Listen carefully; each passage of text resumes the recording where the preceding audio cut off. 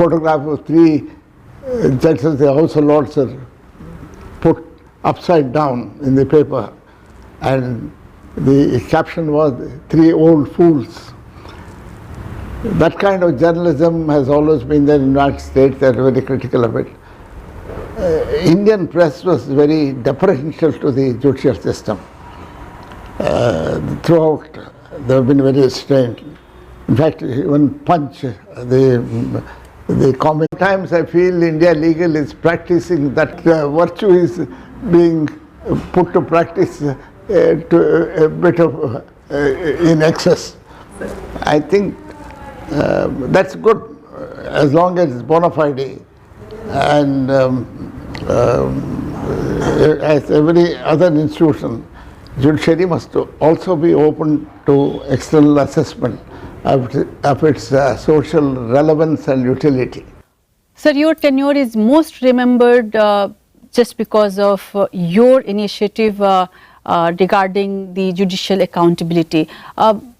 How you see the today's scenario, if we talk about in this regard, especially in judicial accountability? My impression is that judiciary down the years in India has been treated as a holy cow, and that amount of respect for it should not be understood to generate a kind of immunity from criticism. And that kind of sense of immunity will build in a little amount of irresponsibility within the system. You must constantly guard against it. And if the judicial system fails, the whole democratic edifice fails. And there are problems with judiciary in terms of speed and dispatch and disposal of cases. That we also concentrated in that time, and my team of judges then did enormous work. They worked half an hour more, and the result is for all to see. From almost 4.5 lakh cases in over the 8 years from 1991 to 1998, from 4.5 lakh cases, at the end of the 8th year, it came to 19,000. That many people said is the finest turnaround of any post-independence institution. That is the work of the collective work of all the judges. They are great judges in my time, even now they are, but I am not in touch with the system now. But I say those years were perhaps very productive years. Yeah, but the another biggest problem for the judiciary is the pendency, which which is really it's really painful to see. I mean, this much cases are pending, and there are many reasons behind this. You have worked a lot about this, but do you think in this new scenario, in this new world, is it there any mechanism we can develop, like artificial intelligence we can talk about, and I mean, which is more helpful to reduce this kind of situation? I might say this. There are 22,764 subordinate courts in the country. Each court lists about 60 cases a day, decides half a case or one case. There are about 250 footfalls on either side. The parties, lawyers, witnesses come and go back. If you multiply 22,764 into 300 footfalls every day in a court, into 290 days of work, you know the enormity of terms of loss of productivity, loss of man-hours. And if you calculated the rate of a minimum of 300 rupees per head per day, it may amount to 1,50,000 crores a year. Exactly. This is the notional loss in addition to the actual expenses involved in it. I think some system which will expedite it is possible. It is possible. And artificial intelligence is perhaps, for example, the scanner can read some 4 lakh pages in 3 or 4 minutes and ledgerize it.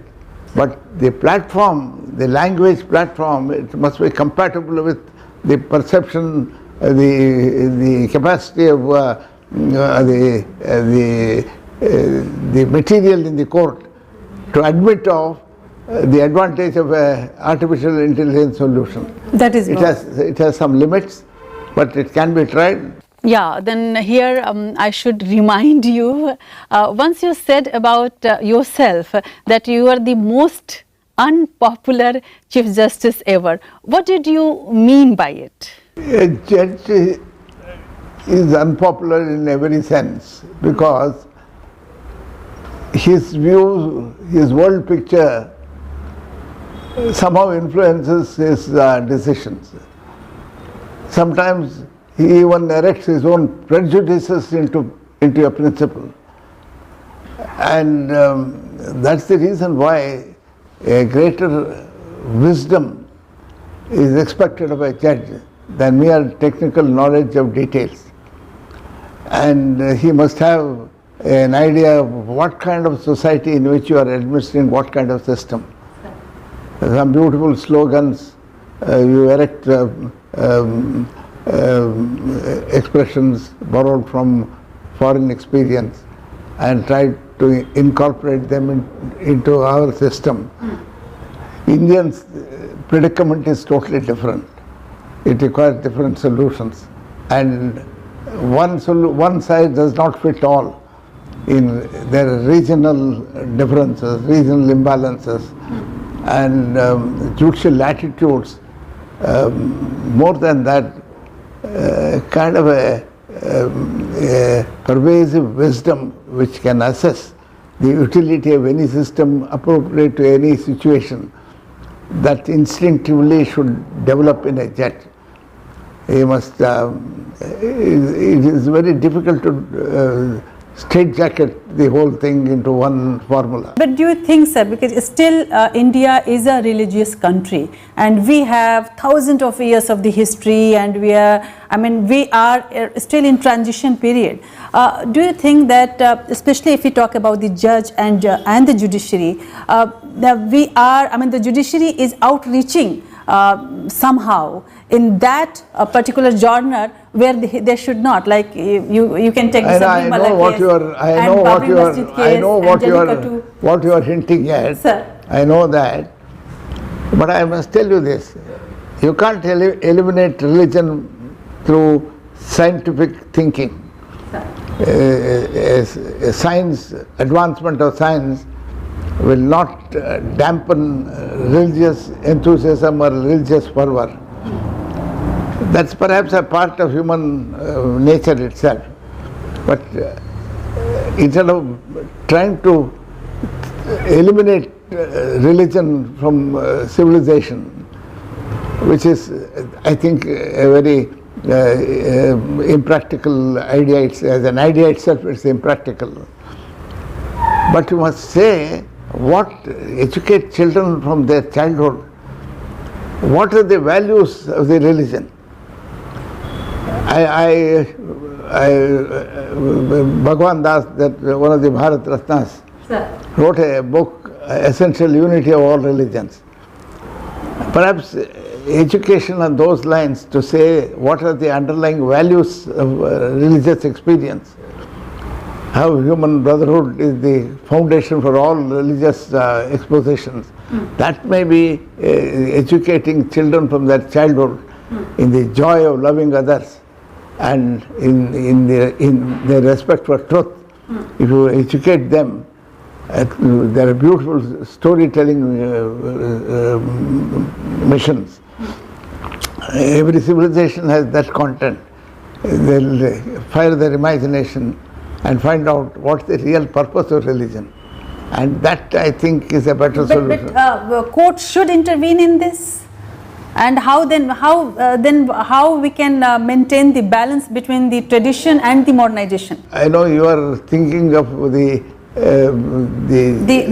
Sabrimala, the Jallikattu, the Babri Masjid. All these matters are being discussed in court. Sir. All that I would say is, kindly make the debate in the court accessible to everyone particularly the younger generation, on online television. Let them see the excitement of the discussions. Let them share that excitement, and they will understand what is worrying the judiciary. It is not as if they want to take a particular view because they are wedded to some kind of philosophy. You see the debate in the court, and what is perhaps lacking is that the benefit of that debate and discussion is not made known to the man directly, to ordinary. In fact, university students must watch these things and see both sides of it. Both sides. There is no one solution at one point of time may be appropriate, and another point of time it may harm public interest. Therefore, the best thing is to educate people into thinking in terms of valuing everything on the foothold of common good, and that I think let us do that. I think they will. Judiciary should be more transparent, more open to people. No, they are transparent. Of course, there are no other institution which is more transparent than you sit from 11 o'clock to 5 o'clock in the open court, in public gaze, day after day, week after week, month after month. And there's a psychic presence in court. If there are 300 people in a courtroom have concentrated their gaze on the judge, there is a psychic presence there. It's a very, very unique experience. You make an extravagant statement, even a man who is not concerned with the case will look forward and say, what is the judge saying? And he makes a reassuring statement, he leans back and comfort, even a person who is not concerned with that case. Yeah, sir, but in past and in the recent times, inter-community strife has led to bloodshed, and it is really painful for all of us. What is troubling is that the political class as a whole has been reluctant to act decisively. Politicians himself indulging in the hate speech, mongering have been let off without punitive actions. In this context, what will be your suggestion for the political, people and judiciary and the society? See, the basic thing is democratic spirit is, as Ambedkar beautifully said, is a mere top dressing on Indian soil. We are basically undemocratic, and this system of electoral democracy is a new plant in a difficult soil. It has to be nurtured carefully, and it is easy to take advantage of arouse communal sentiments and feed that. And first and foremost thing is severe, strict electoral reforms that must commence with reforms in the law relating to formation of political parties. There must be, now it is under the general, under Article 19, the freedom of association is the foundation for it.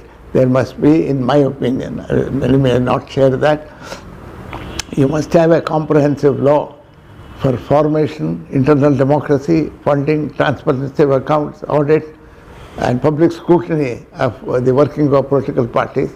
And I recommended in a center called Center for Standards in Public Life, I made a draft of that legislation. I think it was debated, I think Professor Tilochan Shastri also looked at it. I think they also had their discussion in their groups. And that's the first and foremost thing. Hereditary parties being president for a party for life and things like that are most undemocratic. Sir. And second thing is the funding of political parties, the sources of money. And this has to be very, very carefully reviewed.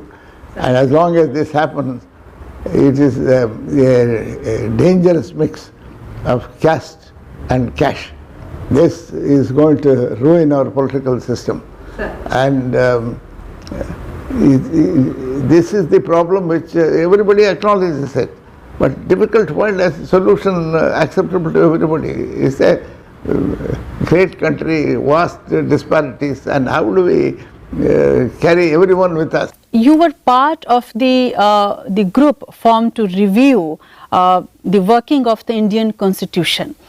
Essentially, what changes are you looking for in the Constitution? If I can ask about the today's We have situation. made some. I happen to be associated with the National Commission to review the working of the Constitution. We thought about it. Of course, very eminent people were there, and we had the benefit of wide range of discussions. Very eminent people participated in it. A professor from Harvard came down all the way. He said for a democratic, new democracies, renaissance democracies, this exercise is a very thrilling experience. He said that. And how you review the working of the Constitution within the framework of the Constitution. You see, the point is,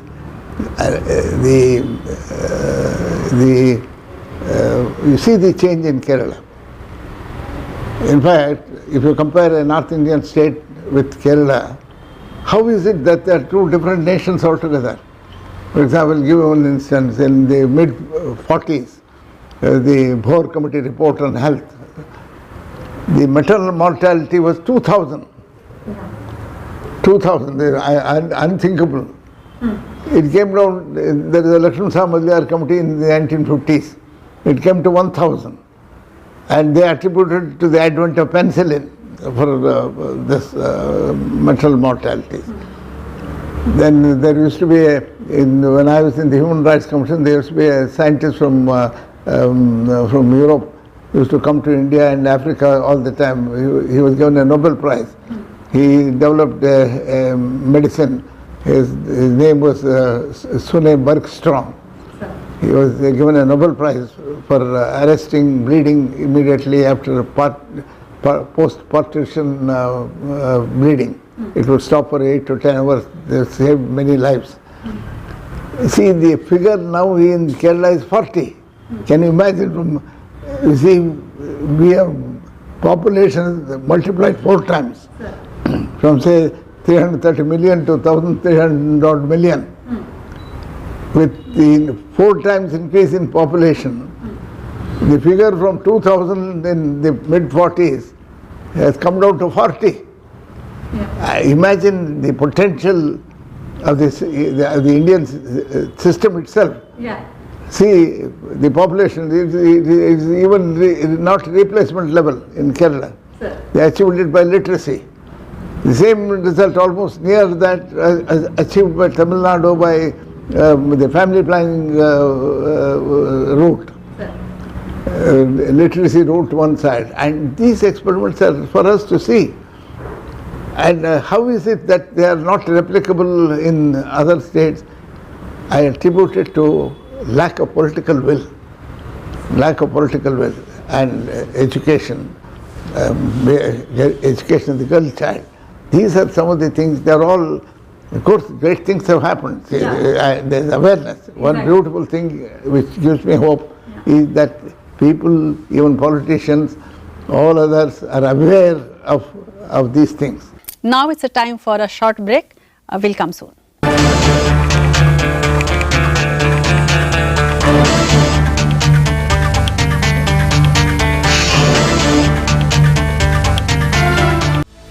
नए भारत का नया उत्तर प्रदेश अब नए भारत का growth engine बन गया है। Defence industrial corridor defence क्षेत्र में निवेश की संभावनाएं मजबूत बना रहा है। आइए नए उत्तर प्रदेश की क्षमता और असीमित अवसरों से सफलता की नई कहानी लिखें। यूपी ग्लोबल इन्वेस्टर्स समिट 10 से 12 फरवरी 2023। नए भारत के ग्रोथ इंजन उत्तर प्रदेश में निवेश करें। आज रेस्टोरेंट से शाही पनीर ऑर्डर कर। बहुत बढ़िया। मैं बनाती हूँ ना। आपके घर के खाने में रेस्टोरेंट जैसा स्वाद ले आए। MDH का शाही पनीर मसाला, पनीर को क्या मस्त बना डाला। कौन से रेस्टोरेंट से मंगवाया? MDH का शाही पनीर मसाला, मजा आ गया।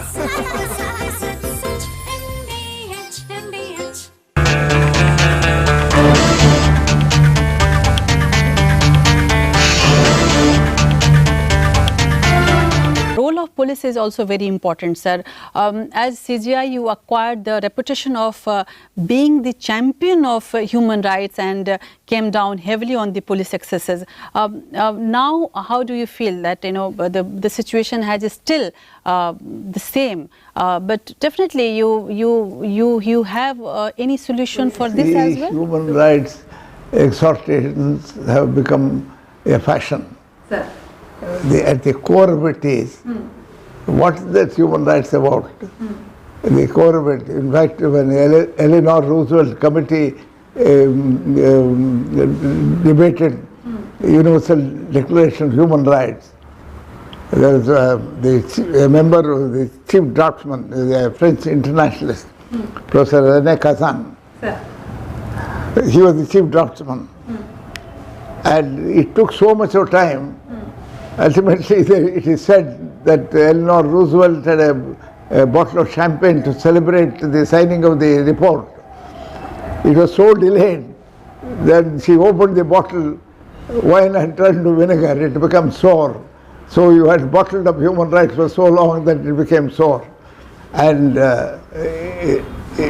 by a felicitous coincidence, exactly 20 years later, on the 10th of December 1968, Professor Kazan was conferred a Nobel Prize for Peace. Sir. And somebody asked him, why do you need a Universal Declaration of Human Rights?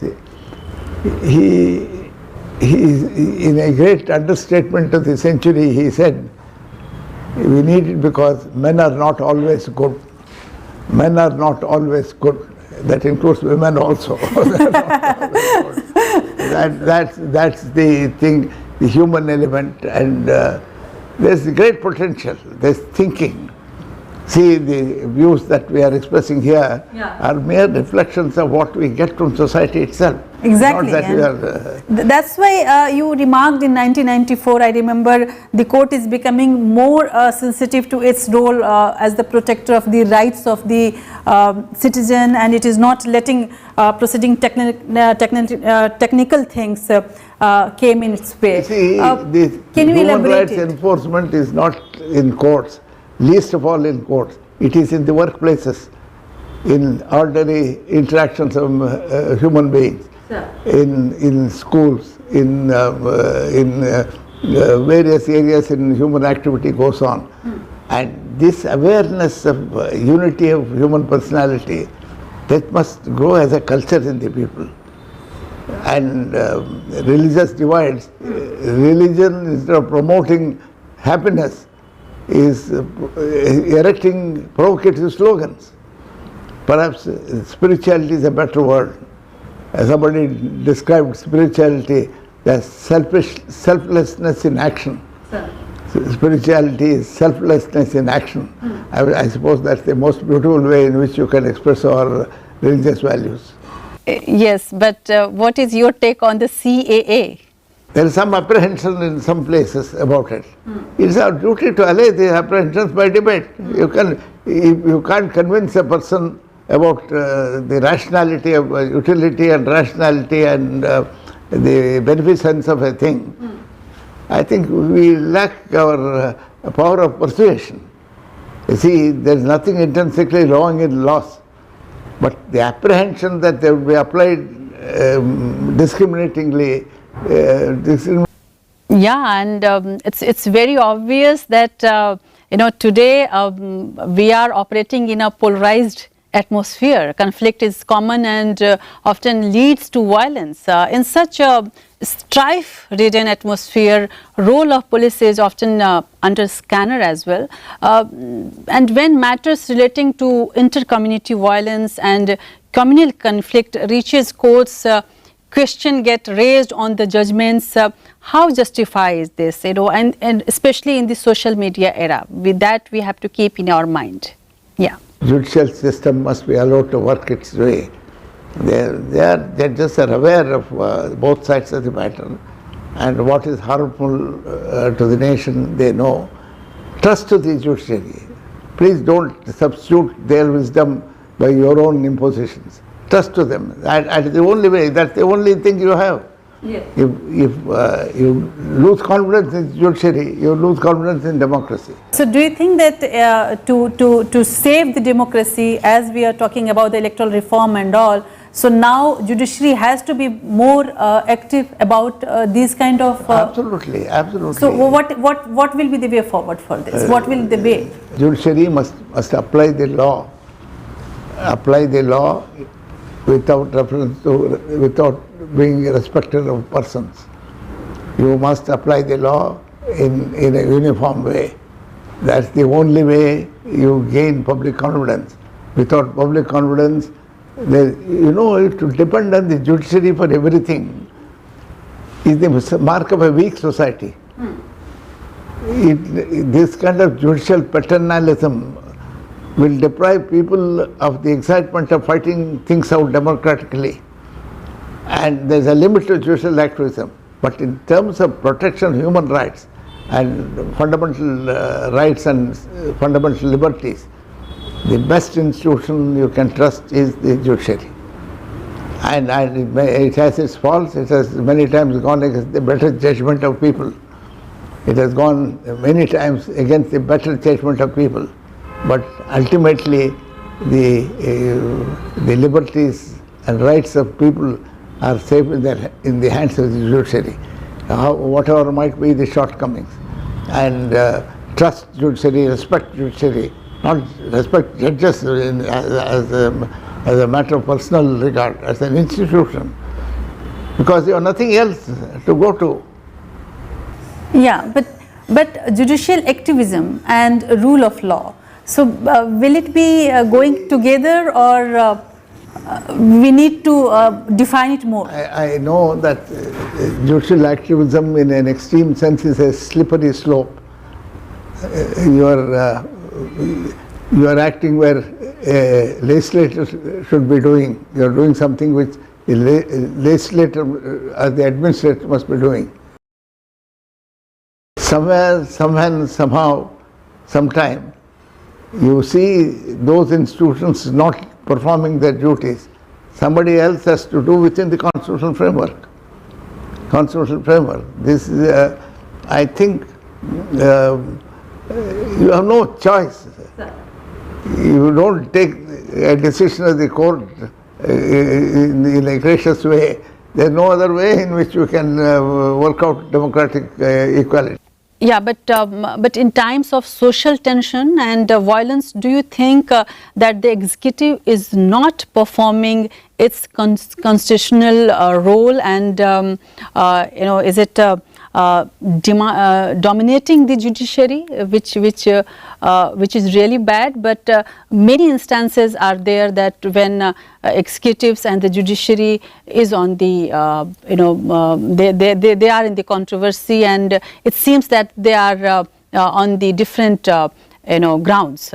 So do you think that executives are not very supporting to judiciary? I don't say it's more powerful, because it's a question of checks and balances. If you go wrong, the parliament will interfere and amend the law. But so far, there may be a little perceived excesses of overstepping judicial limits and trying to put in conditions which are not practicable. Yes, now I'm going to talk about your criticism. I'm going to criticize you. Sir, going back to history, you were criticized for not acting to stop appointment of multi-member election commission, and also for allowing symbolic car seva in the Ayodhya. Especially I'm talking about the Babri Masjid.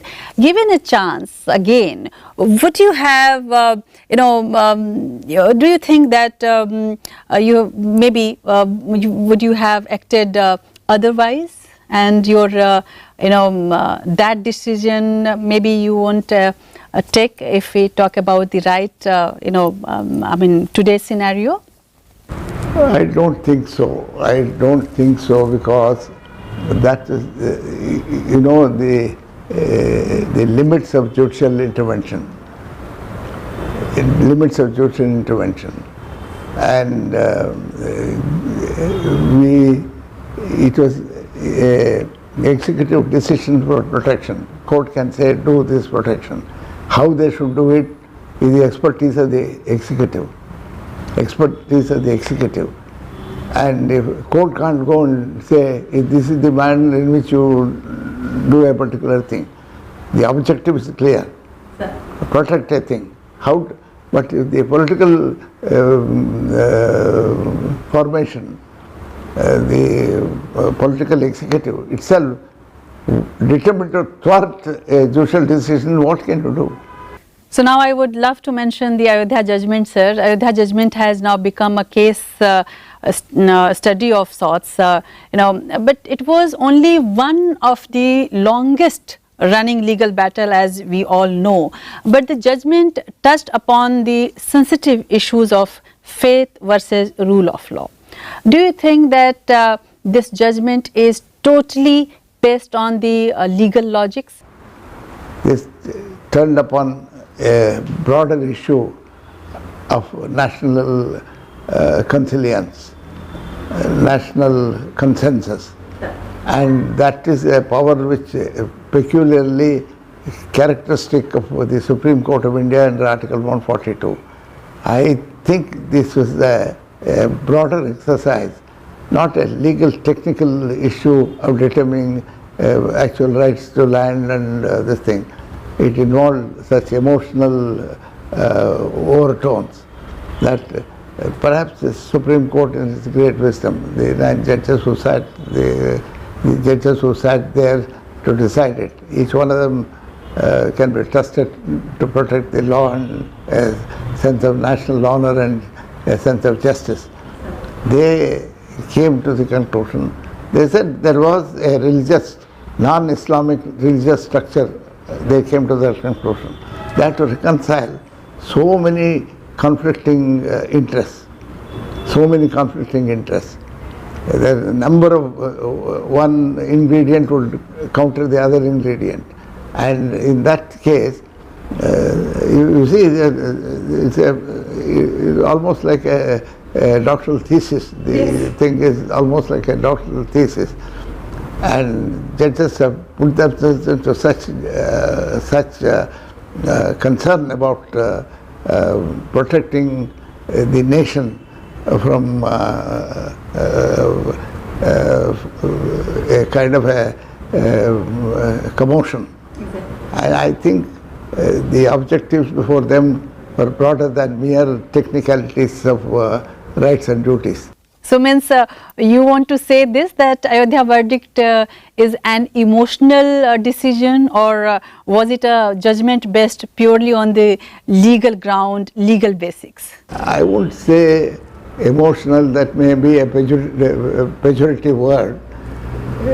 I would rather substitute the word wisdom.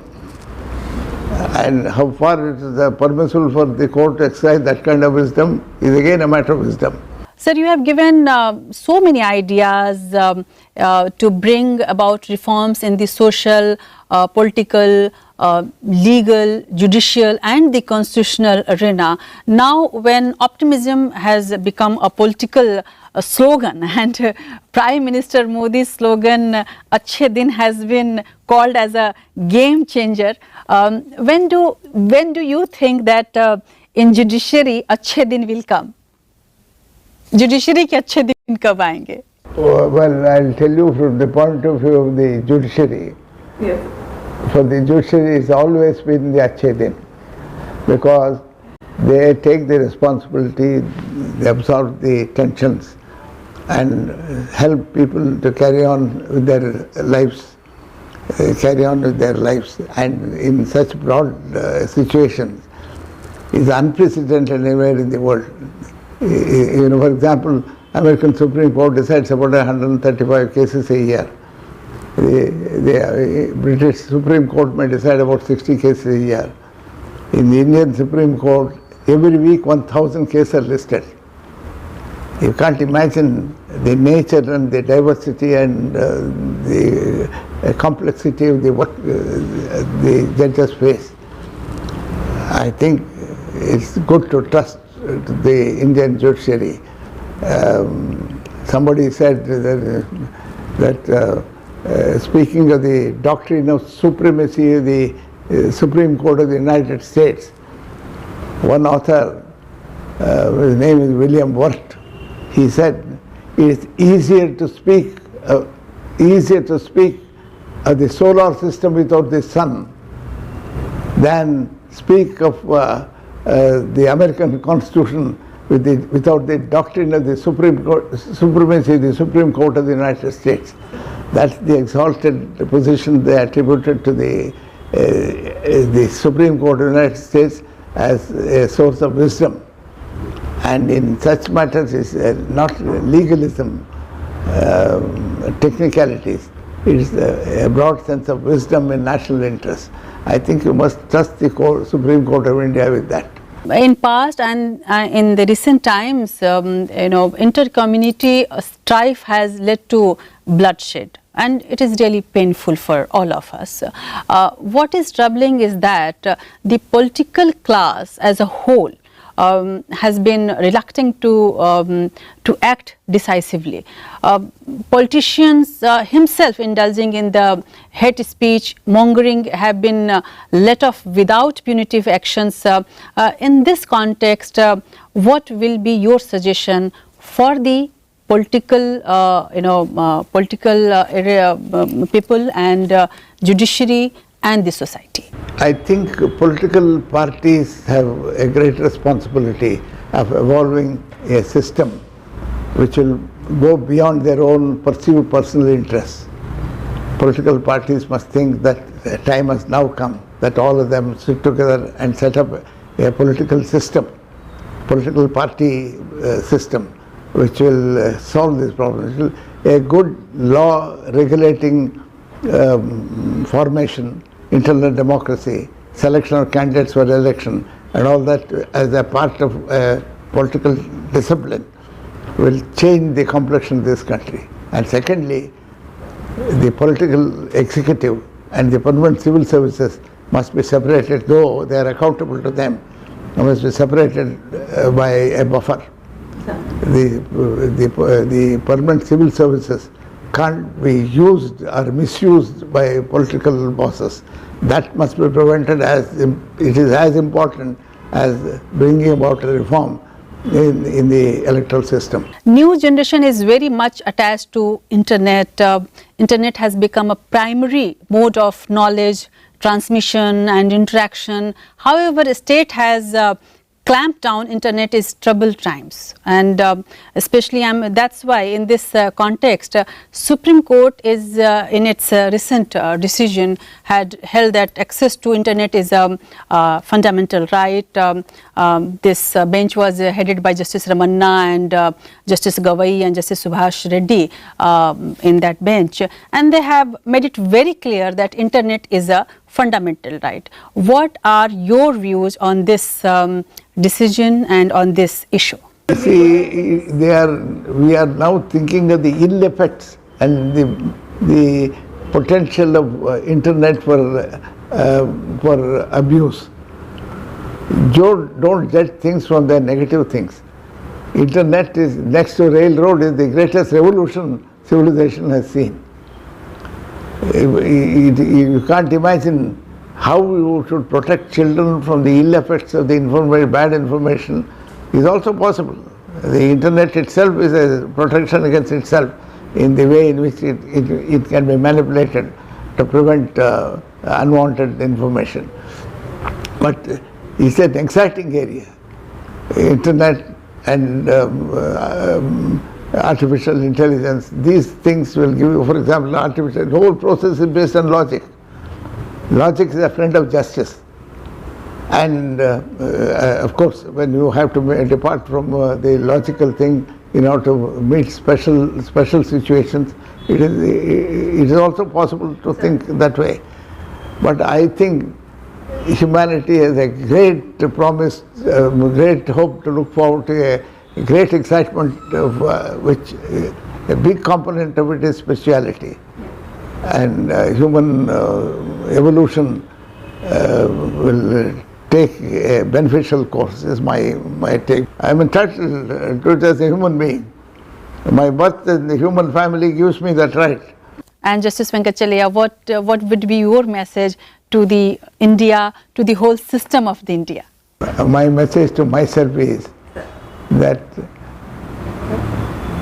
kindness and understanding, admiration of people who do good, it can change the world. But take care of the children. Make them good citizens is possible. They are beautiful minds, blossoming minds. Give them positive thoughts and make them friends. In fact, in the Sarvodaya International Trust, of which I am the founding chairman, it's a beautiful institution. We wanted in each school, one Hindu boy must have friends with a Muslim and a Christian, and the families must meet once in 3 months to promote their mutual understanding. That is what from the schools you must compulsorily have 3 friends, a Hindu, a Muslim and a Christian and a Parsi if they are available, or any other thing. And the families must meet once in 3 months. Make this banish cynicism. Cynicism is the worst enemy of progress and peace of mind. Banish cynicism. Be positive. Things will happen. And without that, humanity wouldn't have survived at all. There is so much love, so much of beauty, so much of goodness, and it is possible. And in the great tragedies of human tragedies, the role played by the selfishness of a man is minimal. It is the unselfish devotion to a cause, to a leader, to a slogan, to a ideology. People have died for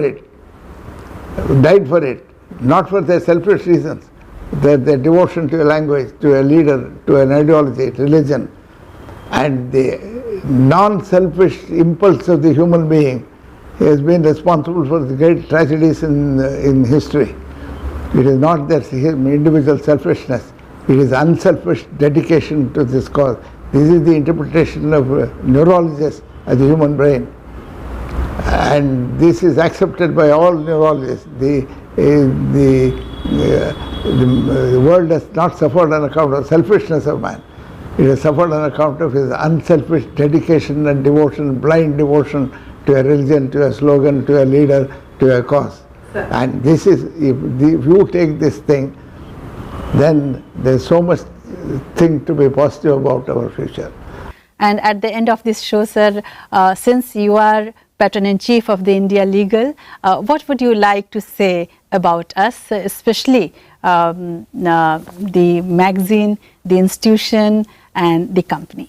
Yes, India Legal has provided really substantial leadership into the thinking that is going to make for a future, better future of the country.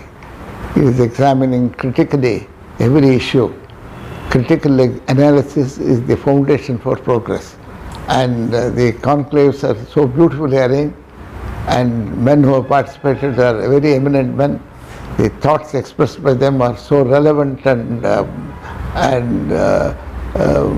benign. There is no negative thinking about our civilization. We have marched so far. Just think 30,000 years ago what human society was. They were cavemen, slaves, and afraid of everything, afraid of a wild beast, afraid of lightning. Today see society, how it has come up. And 30,000 years of our past is nothing which is going to happen in the next 5 years in human this thing.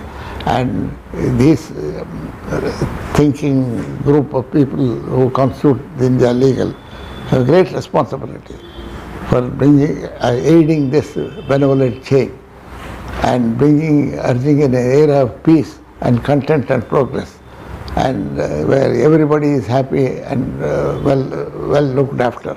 Society, why do we organize ourselves into a society? Plato said, it is to give to everyone, each one of us, the best opportunity of developing to our higher self. Give them opportunity. If you don't give them that opportunity to develop, you can't make everybody develop. You must provide an opportunity to develop. You must aid in that process that which you are doing. Justice Venkatachalaya, who spoke with so much wisdom, not only about his life and times, but also about the current state of affairs. On that beautiful note from the Justice Venkatachalaya, we would like to end this today's special edition of the India Legal.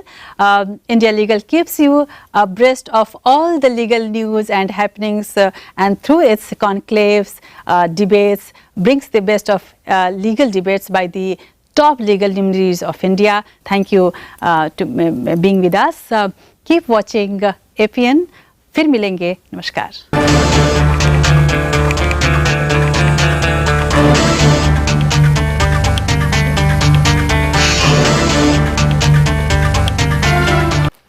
बीमारियों पर होने वाला खर्च मेरे जैसों के लिए चिंता का सबसे बड़ा कारण था। पर फिर हमारे राजस्थान के मुख्यमंत्री श्री अशोक गहलोत जी ने शुरू की मुख्यमंत्री चिरंजीवी स्वास्थ्य बीमा योजना। आज हमारे जैसे परिवारों को हर साल 10 लाख रुपए का निशुल्क स्वास्थ्य बीमा मिल रहा है और 5 लाख का दुर्घटना बीमा भी।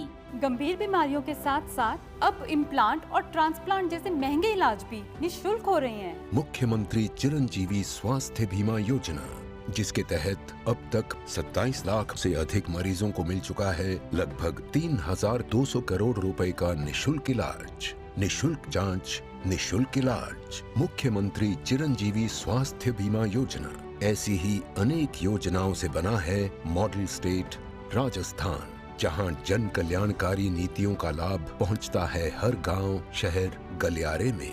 कितना सुखद लगता है ये जानकर, वाकई कोई तो है जो सोचता है हमारे बारे में। MDH किचन किंग मसाले को किंग क्यों कहते हैं? अगर MDH का किचन किंग किचन में हो तो हम सब कुछ बना सकते हैं। बैंगन का भरता, आलू गोभी, भिंडी मसाला, मिक्स वेजिटेबल, मटर पनीर और भी बहुत कुछ। ये तो मैजिक है। बहुत बढ़िया। Like magic. दूसरों की जिम्मेदारी पर सवाल उठाने वालों की भीड़ में अपनी जिम्मेदारी मानने वाला कोई तो हो। ये तेरी गलती, ये उसका कसूर के शोर शराबे में ये मेरा फर्ज है बोलने वाला कोई तो हो। अपनी नाकामी को समय का खेल कहने वालों के बीच पहला कदम उठाने वाला कोई तो हो। खबरें बनाने वालों की दुनिया में खबरें दिखाने वाला कोई तो हो। किसी खबर को तरोताजा बिना मिलावट के आप तक पहुंचाने वाला कोई तो हो। शुक्र है कोई तो है। APN खबर है तो दिखेगी।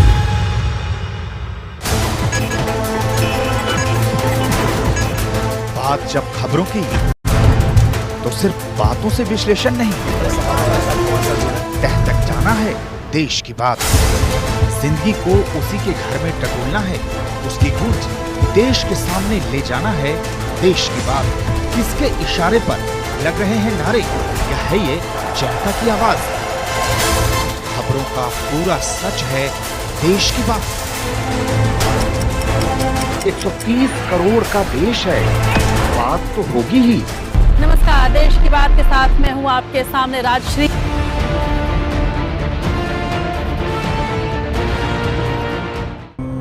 लोकतंत्र उस महान इंसान का सपना था। शहादत हासिल करते हर सेनानी की उम्मीद थी। उस लोकतंत्र ने अपने वजूद के लिए जंगें भी लड़ी, अपने खुद के घर में आपातकाल भी देखा। जेपी आंदोलन से 16 साल की भूख हड़ताल तक, मजहदों से लेकर टहती समाज की दीवार तक, दुनिया के सबसे बड़े लोकतंत्र ने 125 करोड़ लोगों को अपने अंदर संजो कर रखा। देखिए हमारे साथ उसी लोकतंत्र की हर आवाज।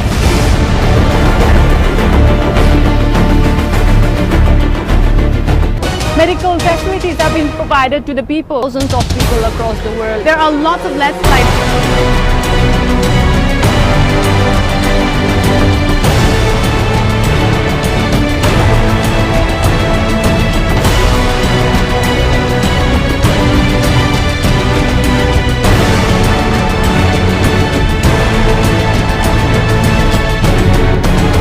welcome to the Northeast Bulletin on APN.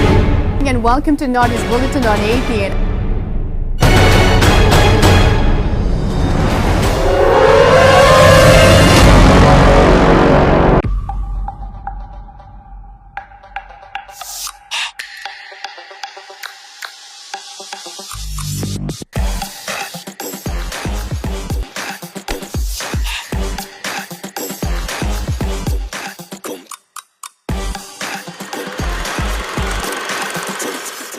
GFMI, APN Global Film and Media Institute. Admission open.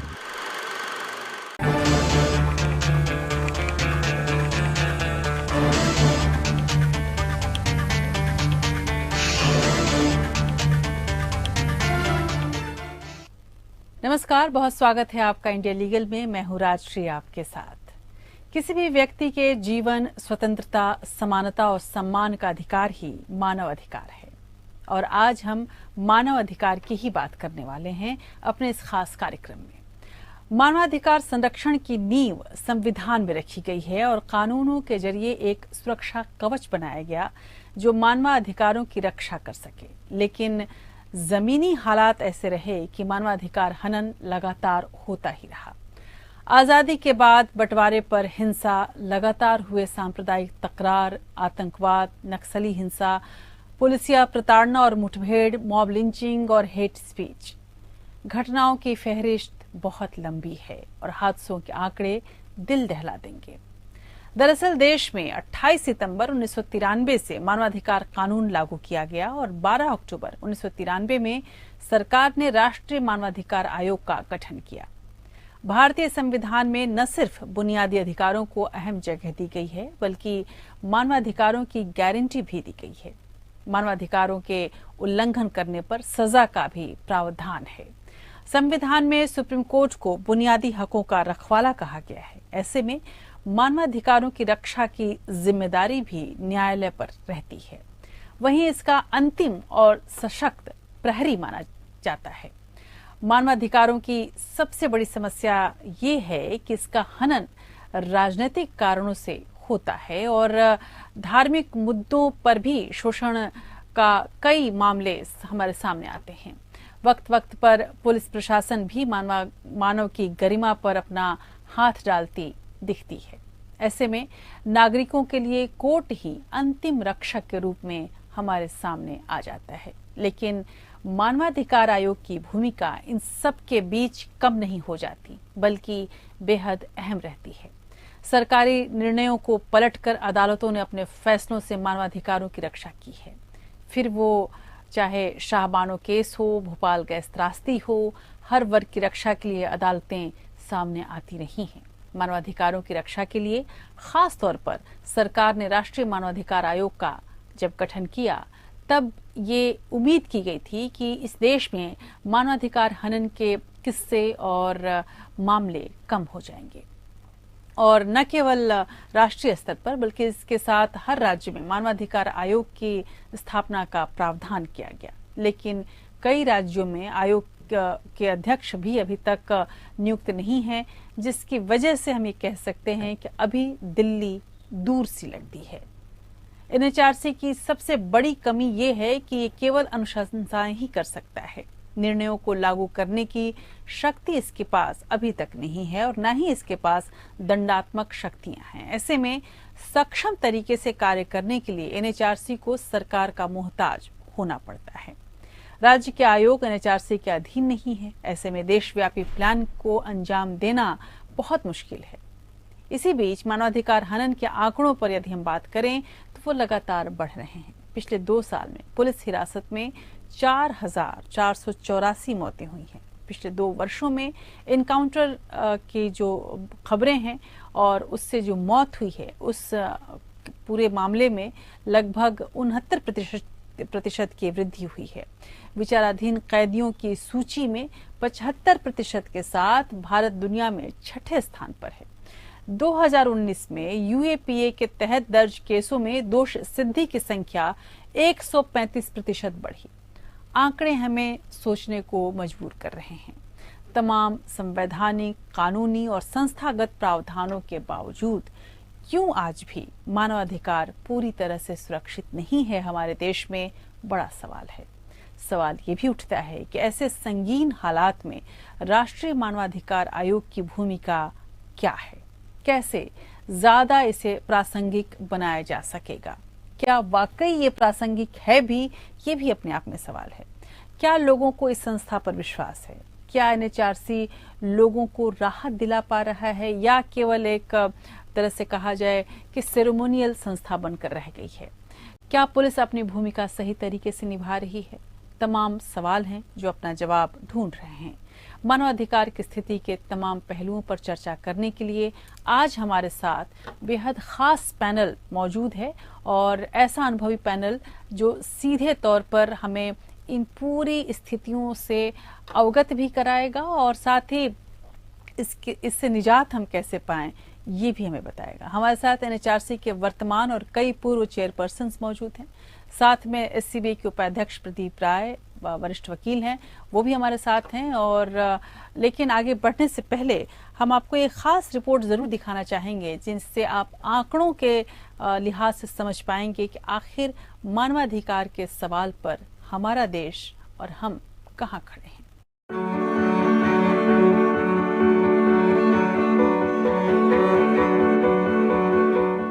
मानवाधिकार दिवस पर कार्यक्रम का आयोजन किया गया जिसमें राष्ट्रपति द्रौपदी मुर्मू ने भी शिरकत की। कार्यक्रम को संबोधित करते हुए उन्होंने कहा कि एनएचआरसी अंतर्राष्ट्रीय मानवाधिकार से जुड़ा हुआ है। यह मानवाधिकार पर जागरूकता फैला रहा है। NHRC has done a commendable job of protecting as well as promoting human rights. India is proud of the fact that its work has been appreciated internationally. It has been enjoying the status of accreditation with the global network of national human rights institutions called GANHRI.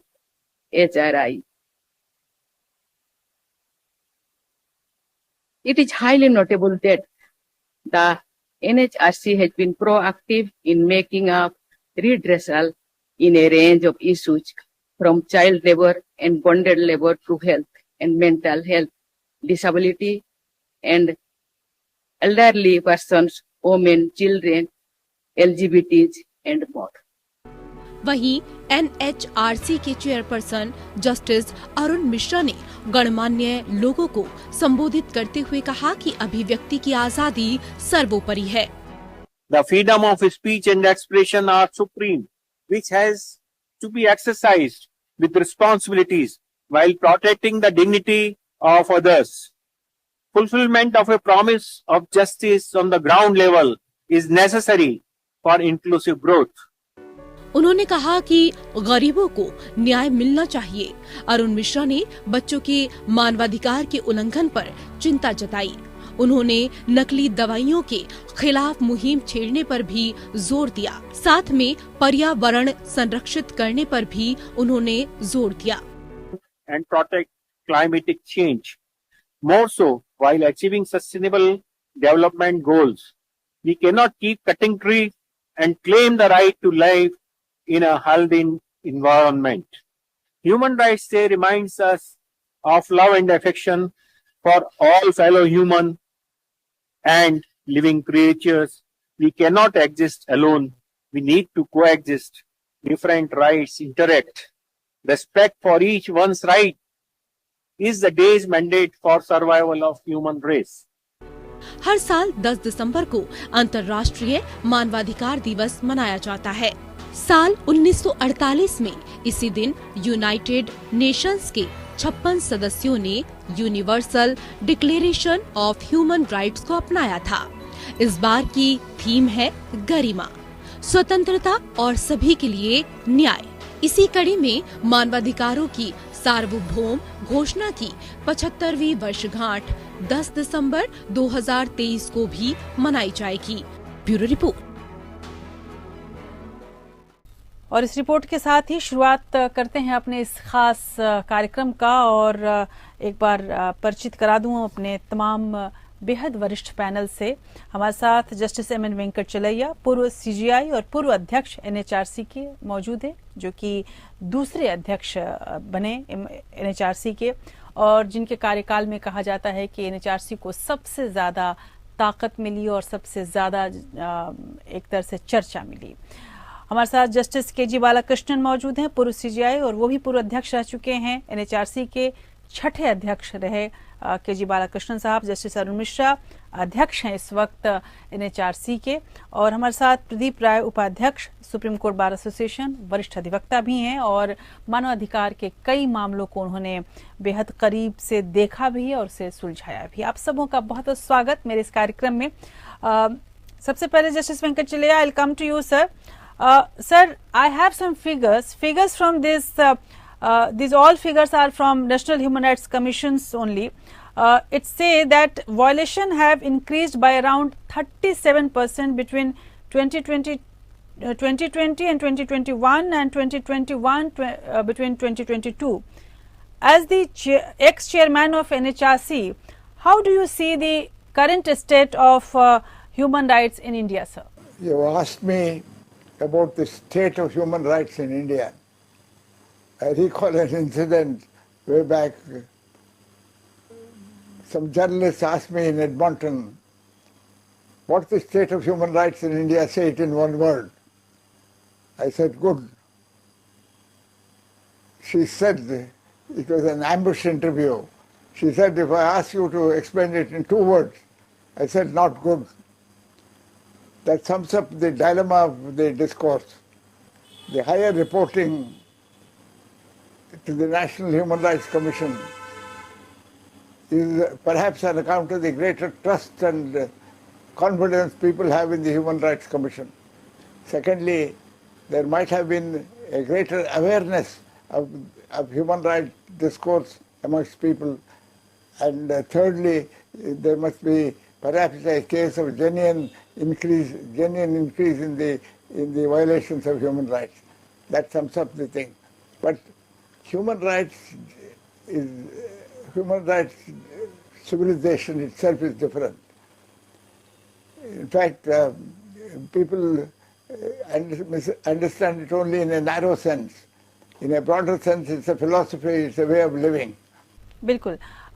Justice Mishra, अभी justice Venkat चलैया को हम सबने सुना और देश में मानवाधिकार पर उन्होंने अपना ये आकलन हमारे सबके सामने रखा है।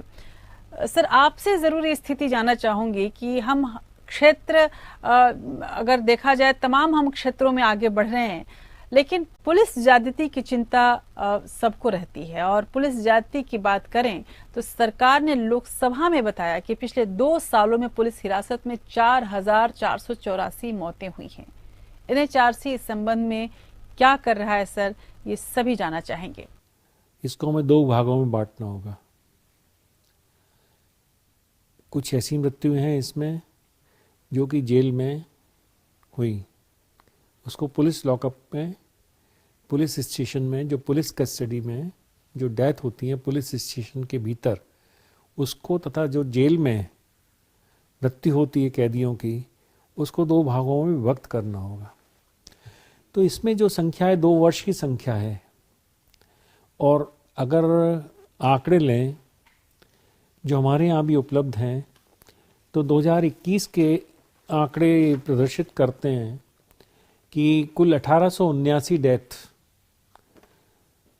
जुडिशल कस्टडी में हुई, मतलब जेल के भीतर हुई, और करीबन 120 के लगभग मृत्यु पुलिस कस्टडी में हुई, जिसको पुलिस लॉकअप में मृत्यु हम कह सकते हैं। तो इसमें से जो अधिकांश मृत्यु हुई हैं, इसको जैसे आपने कहा पुलिस ज्यादती से हुई, ये कहना गलत है। इसमें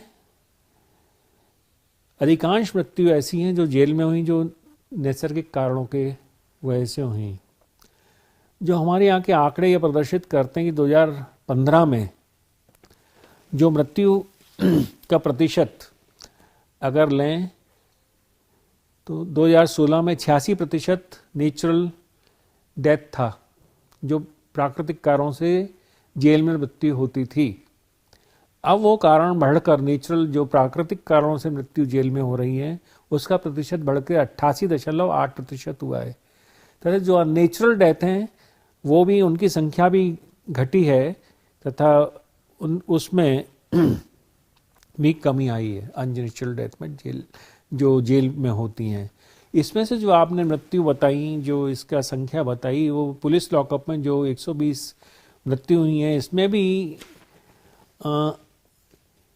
3 जो मृत्यु हैं 3% मृत्यु जो पुलिस लॉकअप में पुलिस थाने के अंदर हुई हैं वे पुलिस एक्सेसिस के कारण हुई, ऐसा निष्कर्ष हमारे यहाँ के रिकॉर्ड 2015 से 19 के बेसिस पर बताते हैं।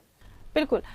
लेकिन सर अगर मुठभेड़ की बात करें, पुलिस जाति की बात यहीं नहीं रुकती है। मुठभेड़ इनकाउंटर्स जो हैं वो एक अलग समस्या हमारे सामने खड़ी करते हैं। पिछले 2 साल में 233 इनकाउंटर हुए हैं जिसमें लोग मारे गए हैं।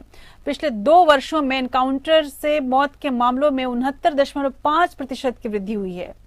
मार्च में राज्यसभा में जो सरकार ने अपना जवाब दिया उसके अनुसार सभी 6 वर्षों में केवल एक बार राष्ट्रीय मानवाधिकार आयोग ने पुलिस मुठभेड़ों में मौत के संबंध में अनुशासनात्मक कार्रवाई या अभियोजन की सिफारिश की है।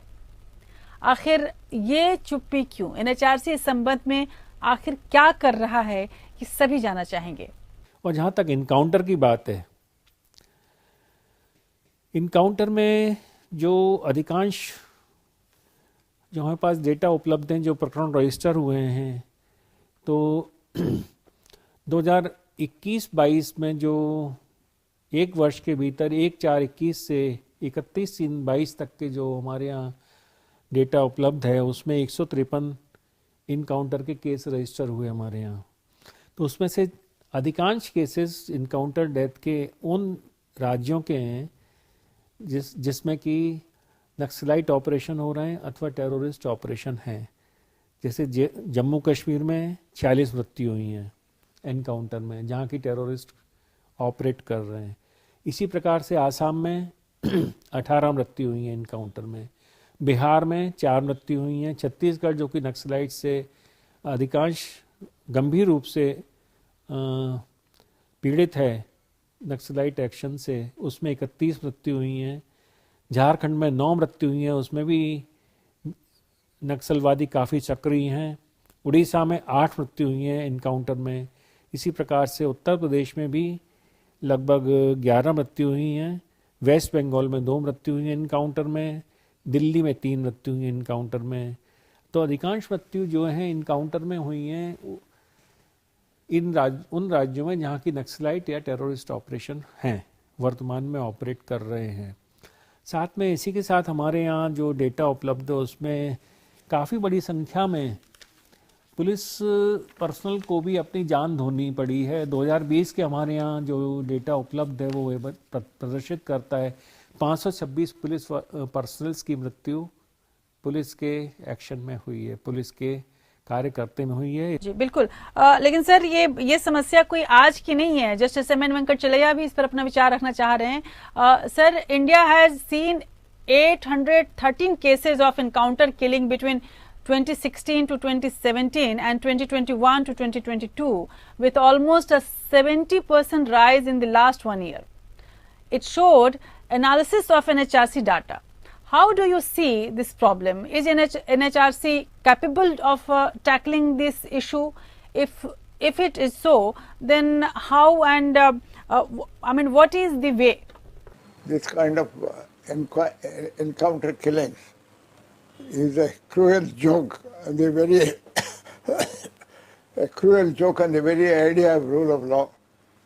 We cannot wait for all the civilization changes and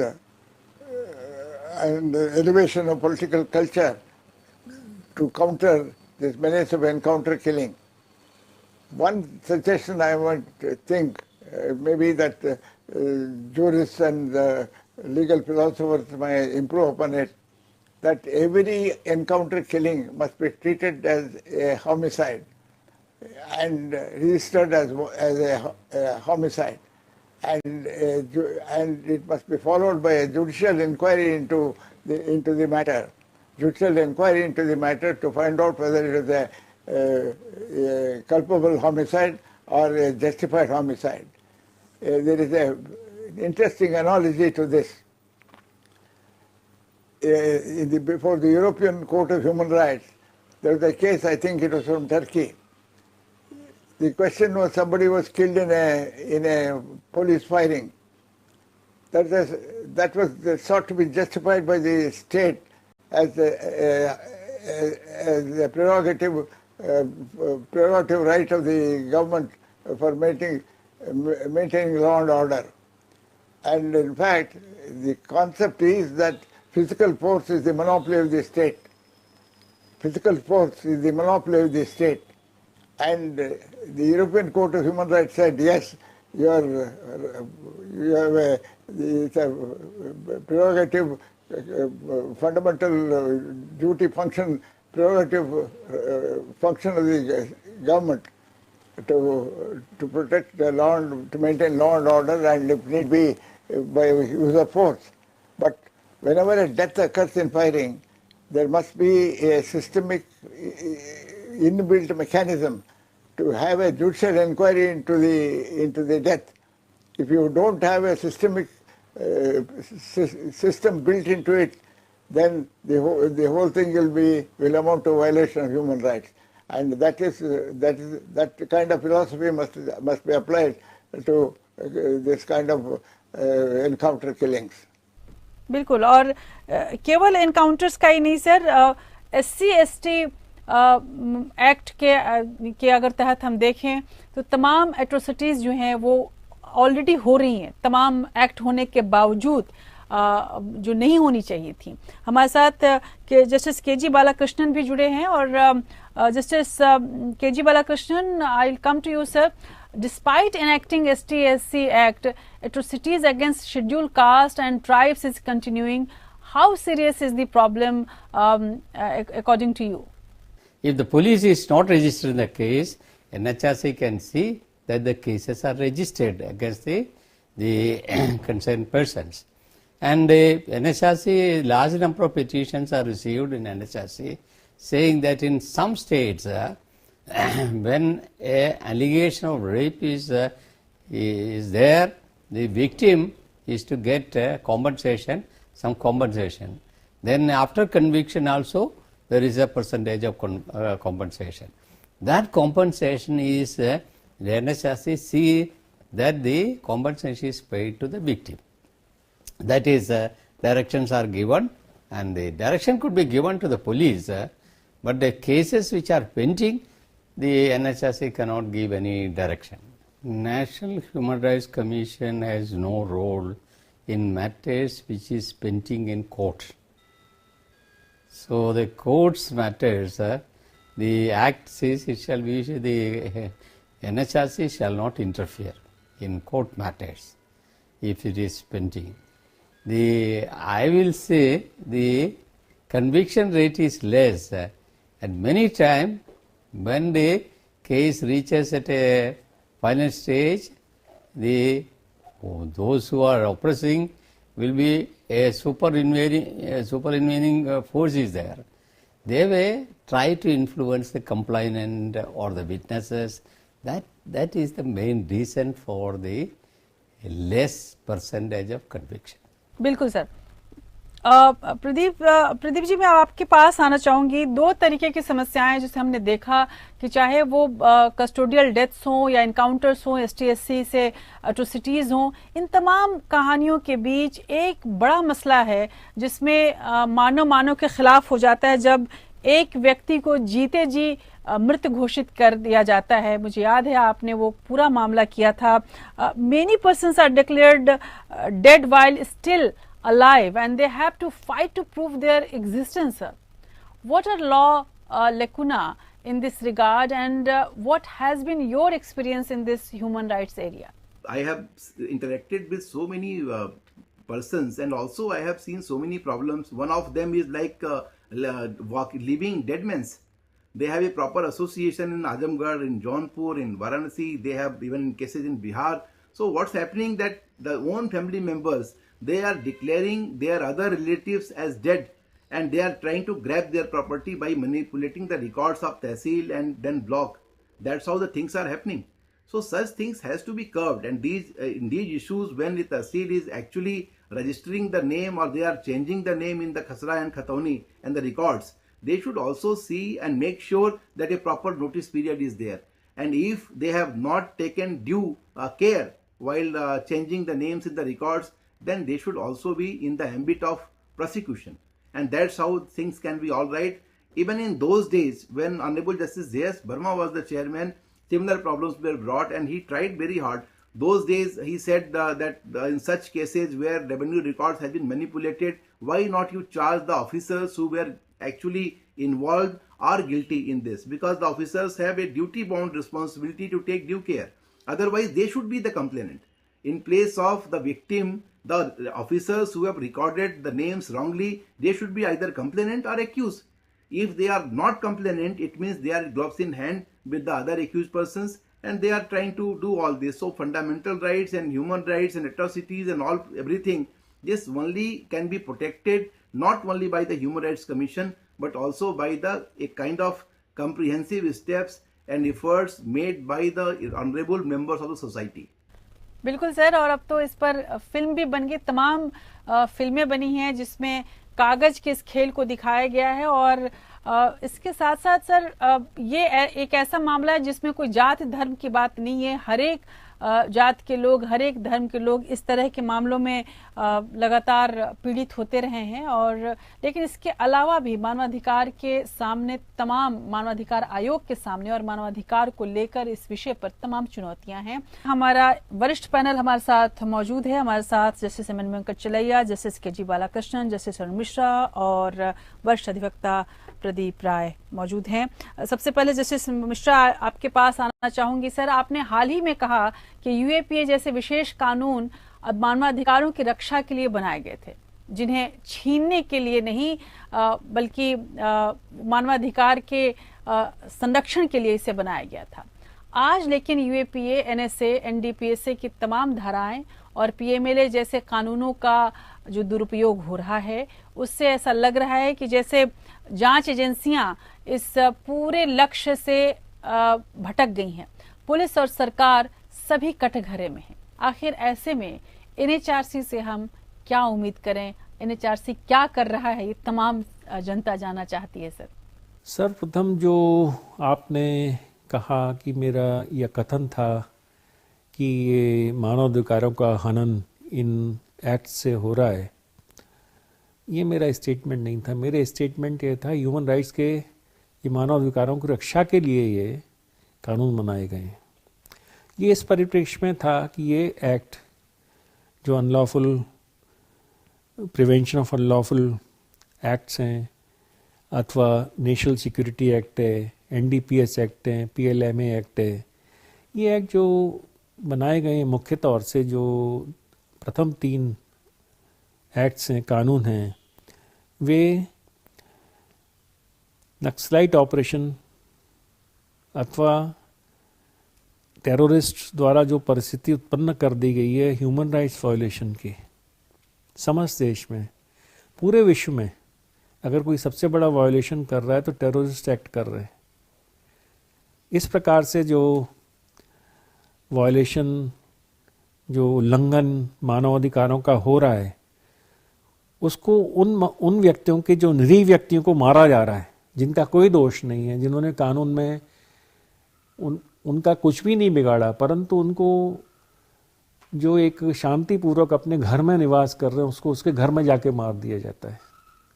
तो ऐसे व्यक्तियों को बचाव के, रक्षा के लिए, टेररिस्ट इत्यादि से रक्षा के लिए national security act, preventive action in acts में लेना और इन एक्ट्स में विभिन्न प्रावधान बनाना, ये अगर वस्तुतः देखें तो यूनाइटेड नेशंस के द्वारा जो टेररिस्ट के संबंध में कन्वेंशन बनाया गया है, उसमें ही ये उल्लेखित है कि इस प्रकार के कानून बनाए जाएं जो कि टेररिस्ट से आम लोगों के मानवाधिकारों की रक्षा करें। तो अगर आप सिर्फ ये सोचें कि सिर्फ किसी एक व्यक्ति को या किसी व्यक्ति को बेजा तौर से इस एक्ट में पुलिस ने फंसाया तो उसके लिए न्यायालय है। न्यायालय ये देखेगा कि प्रथम दृष्टया यह व्यक्ति दोषी है अथवा नहीं दोषी है। उस सूरत में अगर ये पाया जाता है तो उसको जमानत भी दी जा सकती है कि एक्ट के प्रावधान आकर्षित नहीं होते, इस कानून के प्रावधान आकर्षित नहीं होते, उसकी डिटेंशन भी क्वैश की जा सकती, निरस्त की जा सकती है न्यायालय के द्वारा, पर ये कोर्ट के द्वारा की जाएगा। एनएचआरसी का इसमें रोल, यहाँ की न्यायिक परिवेक्षा आवश्यक हो, जुडिशल रिव्यू आवश्यक हो, वहाँ कमीशन उसमें दखल नहीं दे सकता, अथवा जो कोर्ट के द्वारा कोर्ट में सब जुडिस मैटर हो उसमें हम दखल नहीं दे सकते। परंतु अगर कोर्ट एक बार ये पाता है कि इस व्यक्ति को झूठा फंसाया गया, इस कानून के अंतर्गत झूठा प्रकरण चलाया गया, ये निष्कर्ष देता है, तो उसको उचित मुआवजा दिला सकते हैं और ऐसे अधिकारी के खिलाफ कार्रवाई करने का भी आदेश दे सकते हैं जिसने उस व्यक्ति को झूठा उस प्रकरण में फंसाया। पर ऐसा निष्कर्ष न्यायालय के द्वारा आवश्यक है। Justice M.N. Venkatachalaya, I'll come to you, sir, on this point only. Today we have reports of human rights violation from the armed forces and paramilitary forces. Armed Forces Special Powers Act is still in force in many states. Is there a case to bring the armed forces and paramilitary forces under the jurisdiction of the NHRC? It's a very difficult question, as the structure of the NHRC as it now exists cannot handle this onerous responsibility of disciplining the armed forces. It's a very difficult question to answer, but one thing occurs to my mind: a synergy created by a combination of a system in which both the army and the NHRC participate can be thought of as a mechanism for supervision of violations of human rights by the armed forces, and particularly under the Armed Forces Special Powers Act. Bilkul. And Justice K.G. Balakrishnan, as Justice Venkatachalaya said, I mean, we need to do lots of thing to ensure our human rights, but hate speech against communities is also a violation of human rights. What can NHRC do about the hate speech? Can NHRC take suo motu cognizance of such incident and raise the issue? The hate speech is a sad thing, but many are overreacting. That is the problem. Sometimes it is not very hate, a mild statement. They say that it is hate speech and create a hubbub. That is not proper.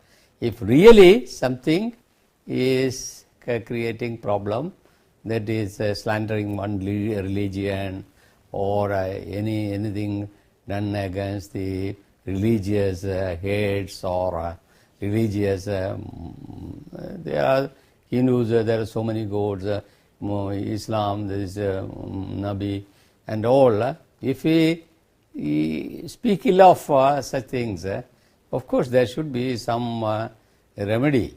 It shall not be encouraged, because the problem is it will widen the rift between the religious groups. That shall not happen. Can NHRC take suo motu cognizance of such incident and raise its voice? The hate speech is a clear case of hate speech and the police is not taking action and there is a complaint. Of course, the NHRC can direct, they consider this and take appropriate action. That can be done by the NHRC. Justice Venkatachalaya, I want to know from you, sir, in this current scenario, what challenges does the judiciary faces in protecting human rights? For example, are changes needed in outdated draconian laws like sedition, UAPA Act, etc., handling hate speeches, etc.? Please comment on this, sir, because the common people is really suffers a lot with these laws. In one sense, this question has arisen before courts when court's orders involve a diversion of funds from the budget voted by a parliament. Can a court say, spend so much of money on this kind of relief of violation of human rights? If there is an involvement of financial, diversion of financial discipline outside budget voted by the parliament, what is the justification? A very neat discussion occurs in a beautiful work published by Philip Alston and another co-author. The title of the book is Enforcing Human Rights through Bills of Rights. And there's a very interesting argument presented about the validity of court's orders compelling diversion of funds into certain areas which the court considers an important area. Political discourse, all of us notice, has become crass. There is a deteriorating dignity and conspicuous lack of humor in the political debate and discourse. Whether courts can order good conduct, whether courts can order people to behave in a particular way, is something which is very, very difficult to handle. That topic is a bit of a problem. बिल्कुल। Justice Mishra, इन विचाराधीन कैदियों की समस्या काफ़ी गंभीर है। मेरे पास कई सारे प्रतिक्रियाएं आ रही हैं जिसमें लोग ये चाह रहे हैं कि मैं ये सवाल ज़रूर आपसे पूछूं। विचाराधीन कैदियों की जो समस्या है सर, अगर 4 में से 3 कैदी की हम बात करें तो विचाराधीन है और संख्या ये बढ़ती ही जा रही है। गरीबों, आदिवासियों और वंचितों की स्थिति अभी और गंभीर होती जा रही है क्योंकि न्याय तक उनकी पहुंच बेहद सीमित है। हाल ही में राष्ट्रपति मुर्मू ने भी इस समस्या के समाधान की अपील की थी। एनएचआरसी आखिर इस संबंध में क्या कर रहा है, ये जरूर मैं जानना चाहूंगी आपसे। कैदी अंडर ट्रायल की संख्या बढ़ी है पिछले कुछ सालों में, और ये संख्या जो बढ़ी है इसके कारण ये है कि जनसंख्या भी बढ़ी है, अपराध भी बढ़े हैं, नए तरह के अपराध बढ़े हैं, साइबर क्राइम्स बढ़े हैं, तो बैंक फ्रॉड्स बढ़े हैं। जो हमारे यहाँ एक ग्लोबलाइजेशन हुआ उससे भी नए प्रकार के अपराध उत्पन्न हुए हैं, तो उसमें संख्या में इजाफा अवश्य हुआ है। परंतु हमारे यहाँ अगर देखें तो न्यायालयों की संख्या अभी पर्याप्त नहीं कही जा सकती। जितने प्रकरण न्यायालयों में लंबित हैं, तो न्यायालयों की संख्या बढ़ाना आवश्यक है और न्यायालय में त्वरित ट्रायल की आवश्यकता है। वकील लोग प्रकरण न बढ़वाएं, एडजॉर्नमेंट्स न लें, ये भी एक आवश्यकता है। एक सबसे बड़ा दुखी बात करने वाली ये होती है जो हमारी लीगल सर्विसेज अथॉरिटी, हालांकि अब काफ़ी अच्छी मेहनत करके उन्होंने देश में चैतन्यता लाई है, बहुत अच्छा काम कर रहे हैं, अवेयरनेस भी उससे बढ़ी है, कानून के प्रति जागृति आई है, परंतु एक सक्षम वकील जो प्रोवाइड किया जाना चाहिए, मैं शुरू से ये सोचता रहा हूँ, जब जज भी था, वकील भी था, कि एक सक्षम वकील एक गरीब को प्रोवाइड किया जाना चाहिए लीगल एड कमेटी के द्वारा, लीगल सर्विसेज कमेटी के द्वारा। तो कई प्रकरणों में ये होता है कि या तो वो अपनी गरीबी के कारण अच्छा वकील नहीं लगा सकता, गरीब या पिछड़ा वर्ग का व्यक्ति, सामाजिक तौर से पिछड़ा व्यक्ति, अथवा उसका जिसका कोई सहारा नहीं है, तो उसको अपर्याप्त साक्ष्य के आधार पर भी कई बार सजा हो जाती है। तो ऐसे प्रकरणों में जब उसको एक बार सजा हो जाती है तो वो जेल से अपील करने के लिए उस पर पैसे नहीं होते, वो जेल अपील फाइल करता है और ऐसी जेल अपील्स में फिर वो एक एमिकस क्यूरी या फिर उसी प्रकार का वकील लगा देते हैं। और मैंने अधिकांशतः देखा कि एक सक्षम वकील अगर प्रोवाइड किया जाए ऐसे केसेस में तो हम अधिक न्याय कर सकेंगे और उसको इफ़ेक्टिव जो रियल जस्टिस है जो पहुंचा, उसको प्राप्त करने की जो पात्रता है प्रत्येक व्यक्ति को, इक्वल जस्टिस की हम बात जरूर करते हैं आर्टिकल 39A में, परंतु इक्वल जस्टिस तभी प्राप्त होगा, इक्वल जस्टिस का बहुत मायने हैं, परंतु इक्वल जस्टिस का एक मायना ये भी है कि आप उसको जो न्याय प्राप्ति में जो सहयोग कर रहे हैं वो पर्याप्त सहयोग होना चाहिए, सक्षम सहयोग होना चाहिए, ना कि उसको मात्र सहयोग प्रदान कर रहे हैं। ऐसे व्यक्ति की जब हम न्यायालय में 20 साल बाद छोड़ते हैं, 14 साल बाद छोड़ते हैं, तो वो सजा ही अपनी पूरी काट चुका होता है। तो ऐसे प्रकरणों को न्यायालय को खुद देखना चाहिए, जेल अपील्स को जल्दी देखें, गरीबों के प्रकरणों को जल्दी देखें, जिस पे पैसा नहीं है उसको लीगल एड के प्रकरणों को जल्दी प्राथमिकता देकर उनको निपटाएं, जिससे गरीबों को अधिक जल्दी शीघ्रता से न्याय प्राप्त हो सके। प्रदीप जी, आपके पास आना चाहूंगी, जस्टिस मिश्रा की ही बात को आगे बढ़ाऊंगी। जैसा कि जस्टिस मिश्रा ने कहा कि कानूनी सहायता के लिए अंडर ट्रायल और गरीब लोगों के लिए अच्छे वकीलों की कमी है। आखिर ये कमी क्यों है? इस मामले में नालसा क्या कर रहा है, या आप जैसे वकील या जो बार है डिफरेंट, वो किस तरह से हेल्पफुल हो सकती हैं इस तरह के कार्य के लिए? Actually, legal aid is a very good branch, but I have seen that on many occasions the judges who are heading the state legal services authority, or even sometimes here at national level, they don't go for the hunting. Many lawyers, like in Supreme Court Bar Association, we have also started giving legal aid, and none of our member has ever charged a single penny from the National Legal Services Authority. So that is the spirit. We all want to provide legal services. Even as India Legal Aid Center, they are also doing a lot. So much legal references are coming, and they are trying to provide free legal aid. But other than this, you all have to motivate others. There should be some kind of recognition, and by finding, you should know that who are the lawyers who are good at the practice, who are actually interested in this kind of service.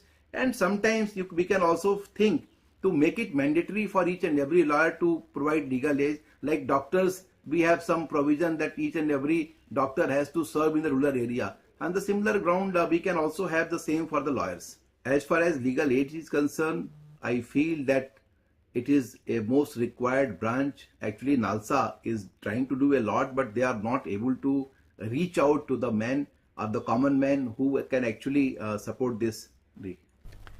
जी, और मेरे दर्शक तमाम तमाम मसलों पर अपनी अपनी प्रतिक्रियाएं दे रहे हैं और सवाल भी पूछ रहे हैं, और हम अपने इस वरिष्ठ पैनल से आपके सवाल भी रखेंगे। सीधे जस्टिस वेंकटचलैया के पास ले जाना चाहूंगी आप सबों को। Sir, as the second chairman of the NHRC, you enhance this stature of this commission. Mrs. Mary Robinson, the then United Nations High Commissioner for Human Rights, had said that the NHRC of India is an example of what such a body can achieve even without powers, if it is properly constituted. How did NHRC did this exemplary work under your leadership, sir? Does it need more teeth now? Thank you for your compliment for the work that we did. It is a collective effort. No individual can take credit for it.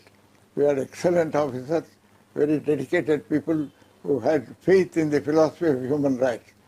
And so far as the teeth are concerned, if NHRC had the power to enforce its own orders, it will be embroiled in perpetual litigation. The whole philosophy of human rights is a cultural concept, a philosophical idea. It is how the government respond to and implement the recommendations of a body like the NHRC. It's a civilizational idea, and it's not a parallel court, a parallel criminal court to try. There are criminal courts to try offences, but the recommendations of the Human Rights Commission are at a philosophical level and at a theoretical level. And the culture of the state must be to respect the wisdom and the authority, the moral authority of such institutions.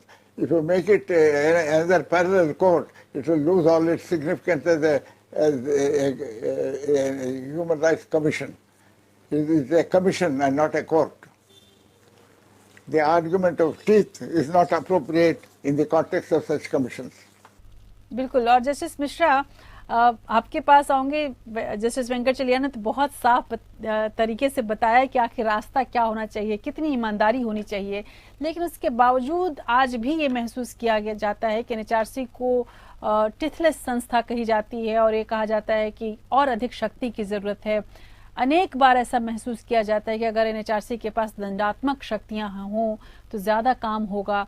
क्या आपको लगता है कि अब ये सही समय है कि आयोग को और अधिक शक्तियां दी जाएं और कुछ इस तरह से उसे बनाया जाए, उसकी पूरी संरचना इस तरह से बदली जाए ताकि लोगों के अंदर एनएचआरसी एक ऐसे संस्था के रूप में स्थापित हो जो केवल कहती नहीं है बल्कि करके भी दिखाती है?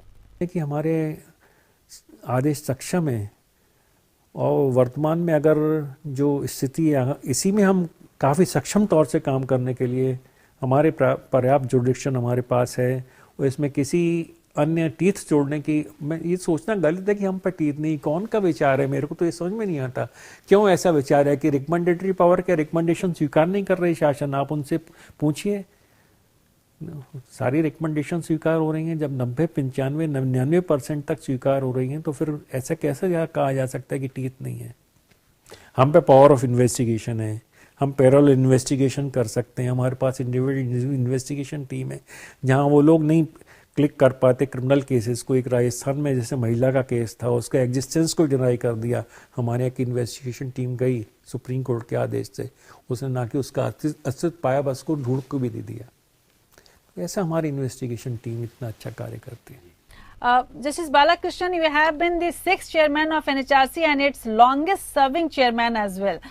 During your term, you had taken many significant initiatives. Tell us about these all initiatives and what do you think, sir, that what else we can do? When I joined the NHRC, we were getting large number of complaints. We were disposing of these complaints and complaints and complaints. Then I realized the real problem of the violation of human rights happens in the countryside of this in India. So we started. We went to the various states. We went to Chhattisgarh. We went to various states in northeast, Rajasthan, then Madhya Pradesh, Maharashtra, then Andhra Pradesh, all the states. Then we have camp sitting.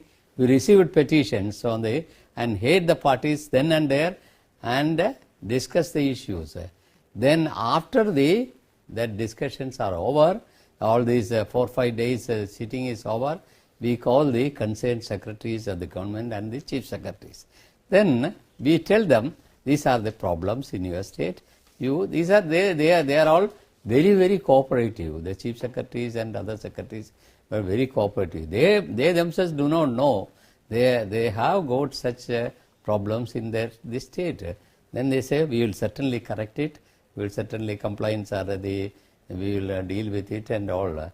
It was a very successful operation. These NHRC going to the states and conducting hearing. In some states 200 petitions were received. In Tamil Nadu we received 200 petitions we received. All the petitions, many of them in Tamil, it was got translated by a collector. So we heard all of them. They were all satisfied. Then we realized they have got various problems which could be but single directions given by the NHRC will solve their problem, which they cannot come to the court because it is an expensive business. They have to engage a lawyer, pay a court fee and all. It's actually NHRC is a poor man's court. So many things many of the grievances can be redressed in NHRC. That is, but it should be effective. And the Indian National Human Rights Commission is a wonderful organization. It is big enough to cater to all the needs of the people. There are a large number of employees, dedicated employees. They are only think that there should be good leadership and encouragement to do the good to the people. Yes, sir, but but still many state human rights commission don't have chiefs. And still their working is also not monitored as they don't come under NHRC. What can be done to streamline state commissions? how to upgrade an HRC organization, that is a different challenge, sir. How do you see this problem? So during my time, we have these violations of the human rights. There was a proposal to initiate human rights courts. Then we had also taken initial steps to start human rights courts. But then already in many states that power is entrusted to the district judge cadre officer. So they are dealing with it. But there could be separate, if a separate human rights courts is envisaged in the act, but it is for implementing, it is not that easy. That is one step we had tried. Then we have is always a recommendatory body. Some people may say that this is not very effective, it's only a recommendatory body, is not effective, but it is not correct. Even though it is recommendatory body, 99% of the recommendations are complied with by the state. And sometimes the moment the notice is issued, the compensation is paid, and some states there are large number of petitions are received, but the government was very, very cooperative. That is to be. And I can quote one instance where the public, this PWD, Public Works Department, constructed a road through a private property without making acquisition of the land. So they simply constructed a tar road. The people who are walking through that property, so they thought it is a public road. But the moment the owner filed a petition that my land was taken over by the government, I have not been given any compensation, because if he has to, there should be a reference to the reference, there should be public need, acquisition, all those procedures, nothing happened. But the moment the notice was issued to the government, they paid the compensation. So that is something which is very, very helpful to the. But we should watch and see that the orders are implemented, and we have got there is a police officers for conducting investigation, and the inquiry could be conducted effectively, and a real report should reach the commission. Then they give direction. All states are very, very cooperative. They don't. During my time, I did not find any difficulty in saying no. Sometime the individual officers commit mistakes, and the state is asked to pay compensation. Then the state is trying to recover that money from that officer, because he who created the problem. Then that person goes to the court saying that I have not done anything, this is somebody else. Only such cases, such orders are challenged in court. बिल्कुल. और यहाँ पर प्रदीप जी, आपसे भी पूछना चाहूंगी कि what has been your personal experience with the national human rights commission, sir, yes back in Pradeep ji, मैं आपसे यहाँ पर जरूर पूछना चाहूंगी सर कि तमाम स्थितियों के बावजूद राष्ट्रीय मानवाधिकार आयोग के साथ आपका क्या कोई व्यक्तिगत अनुभव रहा है? मुझे याद है कि वाराणसी में वर्षों पहले एक घटना हुई थी जिसकी चर्चा आपने हमसे की थी कि एनएचआरसी के प्रमुख के रूप में न्यायमूर्ति वेंकट चलैया ने जिसमें हस्तक्षेप किया. क्या आप हमें वो पूरा वाकया बता सकते हैं जिसकी वजह से आप की रुचि मानवाधिकार के तमाम मामलों में आई और उसके बाद से आप तमाम मामले करते रहते हैं इससे जुड़े हुए?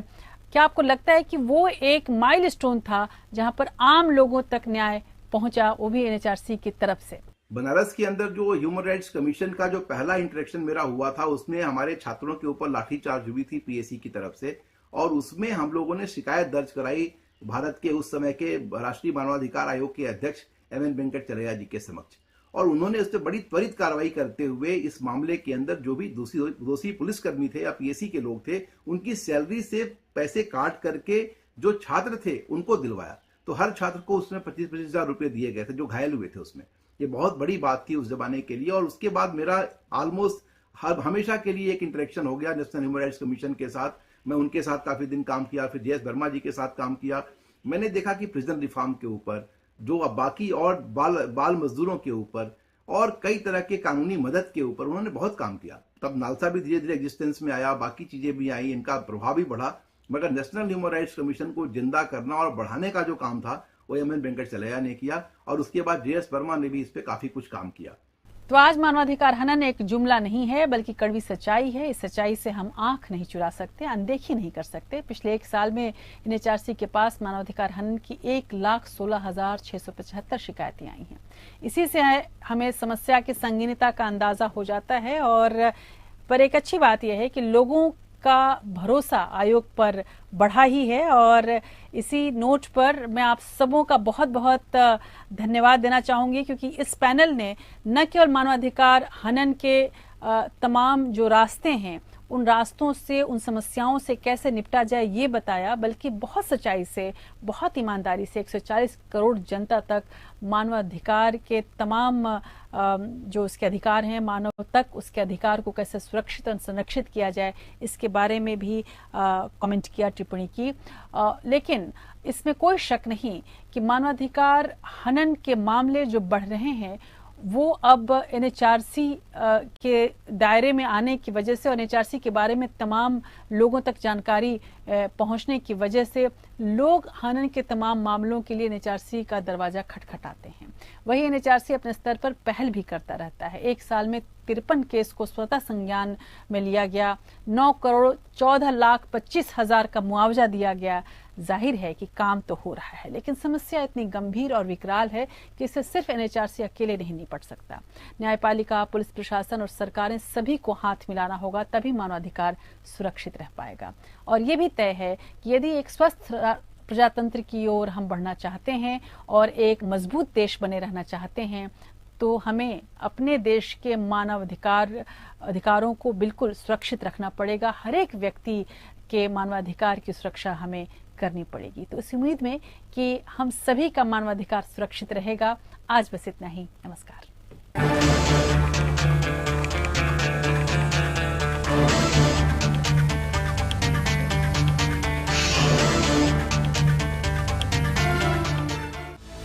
नए भारत का नया उत्तर प्रदेश अब नए भारत का ग्रोथ इंजन बन गया है। डिफेंस इंडस्ट्रियल कॉरिडोर डिफेंस क्षेत्र में निवेश की संभावनाएं मजबूत बना रहा है। आइए नए उत्तर प्रदेश की क्षमता और असीमित अवसरों से सफलता की नई कहानी लिखें। यूपी ग्लोबल इन्वेस्टर्स समिट 10 से 12 फरवरी 2023। नए भारत के ग्रोथ इंजन उत्तर प्रदेश में निवेश करें। जो भी पके ऐसा पके, जहाँ भी जो हो खींचा चला आए MBH मसाले। किचन किंग हो या गरम मसाला, पाव भाजी या चंकी चाट मसाला, असली मसाले सच सच MBH। दूसरों की जिम्मेदारी पर सवाल उठाने वालों की भीड़ में अपनी जिम्मेदारी मानने वाला कोई तो हो। ये तेरी गलती, ये उसका कसूर के शोर शराबे में ये मेरा फर्ज है बोलने वाला कोई तो हो। अपनी नाकामी को समय का खेल कहने वालों के बीच पहला कदम उठाने वाला कोई तो हो। खबरें बनाने वालों की दुनिया में खबरें दिखाने वाला कोई तो हो। किसी खबर को तरोताजा बिना मिलावट के आप तक पहुंचाने वाला कोई तो हो। शुक्र है कोई तो है। एपीएन खबर है तो दिखेगी।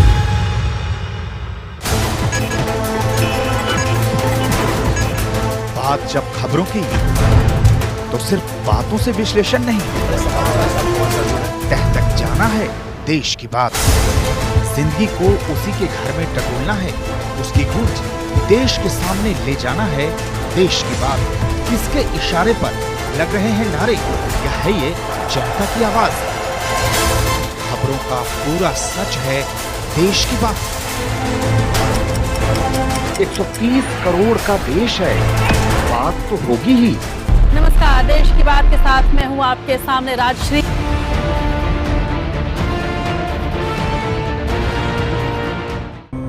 लोकतंत्र उस महान इंसान का सपना था। शहादत हासिल करते हर सेनानी की उम्मीद थी। उस लोकतंत्र ने अपने वजूद के लिए जंगें भी लड़ी, अपने खुद के घर में आपातकाल भी देखा।